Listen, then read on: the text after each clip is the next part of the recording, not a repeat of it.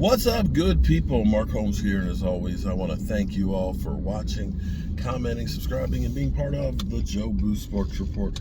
Without you guys, as well as you ladies, you know that this literally does not work.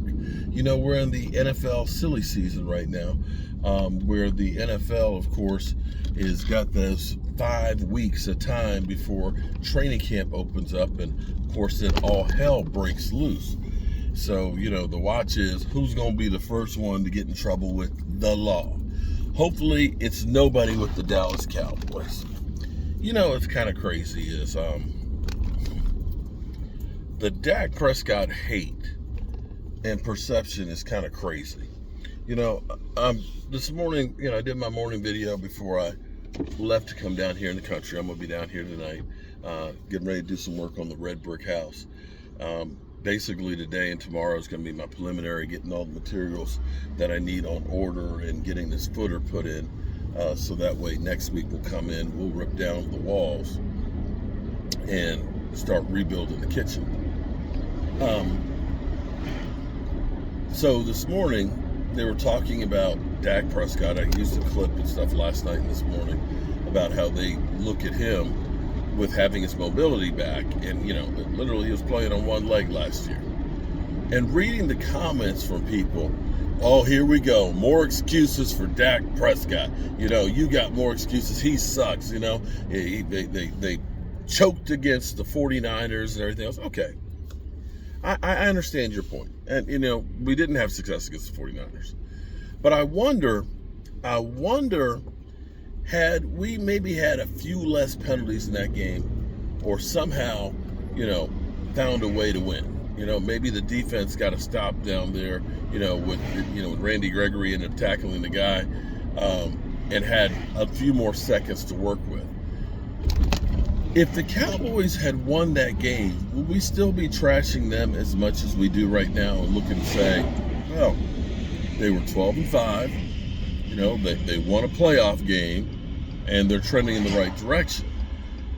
Because the difference between winning and losing that game is literally this much. This much. Now, here's the thing that kills me. As I listen to all the hate and all the comments and everything else, that you were one and done in the playoffs and that Dak Prescott didn't deliver. I don't understand how it is that Aaron Rodgers, the very next week, played that same team that, off of having an extra week off, having Jimmy Garoppolo was injured in the game against the Cowboys. We literally softened them up for the game that Green Bay played against them. Yet Aaron Rodgers did not get in the end zone with his legs or with his arms. They scored a total of 10 points. 10 points. We at least scored 19. At least we had a touchdown pass in that game. We at least were close at the end of the game for it. Now, I get it. A loss is a loss, but if you're going to give Dak crap and say that he sucked and choked, how the hell is it that Aaron Rodgers gets MVP and he doesn't face any of that flack? Because quite frankly, you can look at Aaron Rodgers since they went to the Super Bowl, which they had a great, complete team. Let's be clear. Aaron Rodgers did not win that Super Bowl on his own. You could look at it and say, since they don't have a complete team, and you kind of would be hard-pressed to say that the Dallas Cowboys, going into that game against the 49ers, were a complete team. They were, on the field. People will say, oh, the team was healthy. No, they weren't healthy. You had a running back with a tore PCL. You had a running back with a plantar fasciitis. You had a quarterback who had to have shoulder surgery as soon as the season was over on his non-throwing arm, and had, calf strain that he played through the whole season. You had Tyron Smith, who was literally, put together with tape and bandages to be able to be out on the field. And we were this close to still winning that game. Aaron Rodgers and crew had 2 weeks to get ready, rested, healthy, and didn't do as much against that same team. How come nobody talks about Aaron Rodgers?